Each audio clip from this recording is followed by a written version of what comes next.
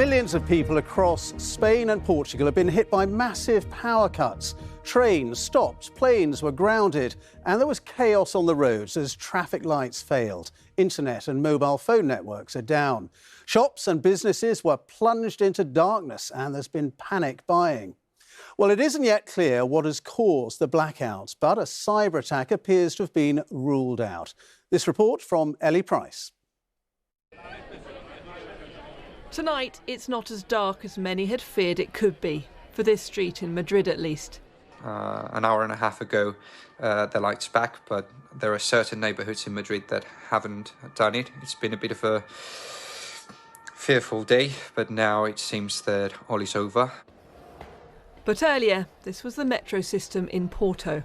A similar picture in other big cities as the outage hit Spain and Portugal, as well as parts of southern France this morning. Back in Spain, locals helped stranded passengers as trains literally stopped in their tracks. The entire rail network ground to a halt. This one, midway between Seville and Madrid. Everyone's sort of been so nice, and anytime anyone's got any food or water, they share it around everyone. So that's been really nice, just kind of that kind of community feeling. For those who chose to drive, more misery. This is what happened as soon as the traffic lights stopped working.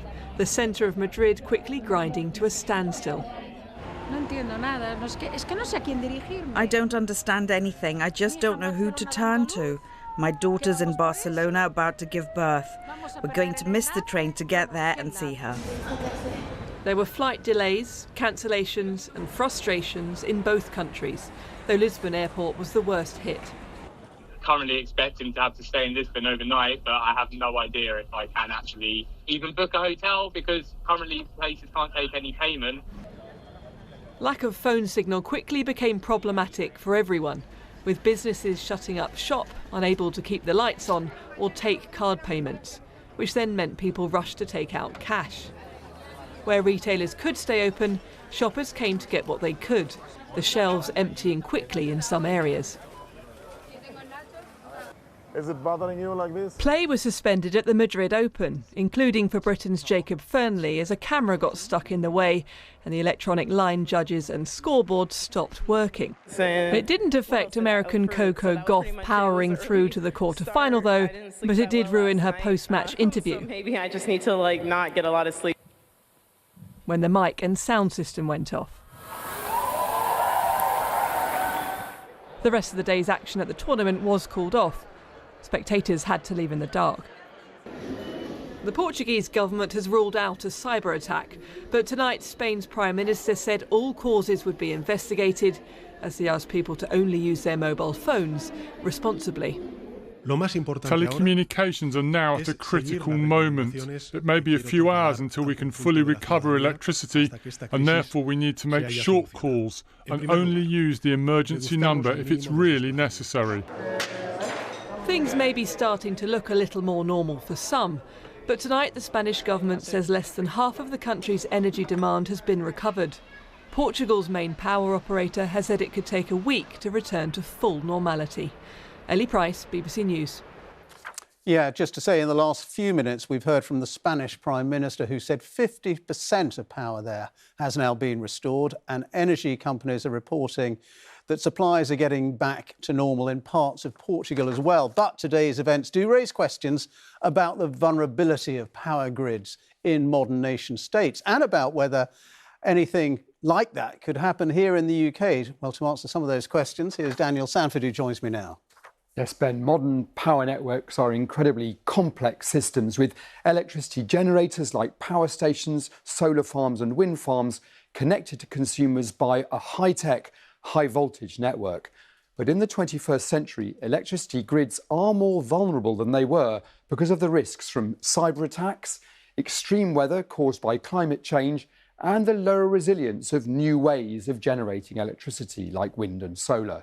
And the fail-safe mechanisms mean that when things start to go wrong, there can be a domino effect and a whole network can go down. Spain and Portugal seem to have narrowly avoided that.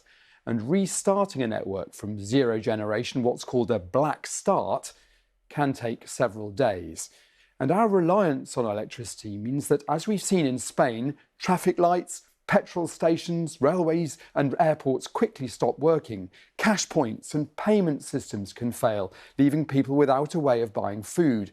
And if the power cut lasts for more than a few hours, mobile phone networks, the internet and even the television networks can fail. Hospitals should keep working with their backup generators.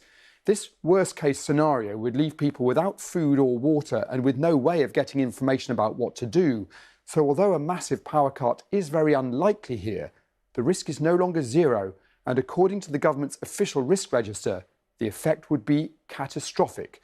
That's why 2 years ago, the government started encouraging households to keep an emergency kit at home, with a torch with spare batteries, a radio that works without mains power, and enough tinned food and water to last a few days. Ben. OK, Daniel, thank you very much indeed. And our Europe correspondent Nick Beake has just arrived in Madrid, and he joins me now on the phone because of the power situation there. Nick, just bring us up to date. What is the latest from there now? Good evening, Ben. Yes, I'm in a very eerie central Madrid where my journey to this place was really pretty much in the dark. Many lights are not on. You can see mainly police officers and flashing blue lights. The traffic lights that we've been hearing about today, they're still not functioning. In some streets, there is a flicker of light. And, of course, this was the day that the lights went out. And for some, I think, younger Spaniards, they weren't quite taken back to the dark ages, but this was a world they'd never seen before. No mobile phones working, contactless payments not available. And if I just describe the scene now, Ben, you've got hundreds of people that I can see. Many, I've spoken to a few tonight, people whose phones are dying, they haven't been able to recharge them. You get pockets of signal every now and then. But certainly, if we're hearing tonight that 50% of the country is getting back to normal, it doesn't feel like it here. This is a massive job that they've got, that they're undertaking. This power went out in seconds, but it's going to take a lot longer than that, Ben, to restore it to what it was. Nick, thank you very much. Nick Beake there for us in Madrid. Extraordinary day there.